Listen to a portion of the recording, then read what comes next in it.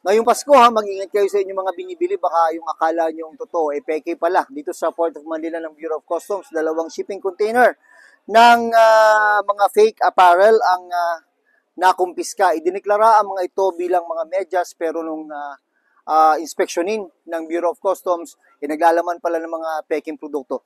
Isa sa modus na kanilang ginagawa, papalabasin nila syempre na totoo. Ayan, merong tag ng isang sikat na department store. Hindi ko na lang ipapakita kung ano. Nandiyan din yung presyo. Para yung mga buyer, ilalong makumbinsi na bumili na galing sa department store ito. Pero hindi talaga. Mga pineki lang mga ito. At iniimbestigahan ng Bureau of Customs kung sino ang mga nasa likod dito. Meron silang mga lead dahil yung mga box ay merong mga pangalan at kinukonsider na yung mga yan bilang mga person of interest. Inihahanda na ng Bureau of Customs sa pagsasampa ng reklamo laban sa consignee ng dalawang shipping container na ito naglalaman ng mga fake apparel. Ako si Jun Veneracion para sa GMA Integrated News.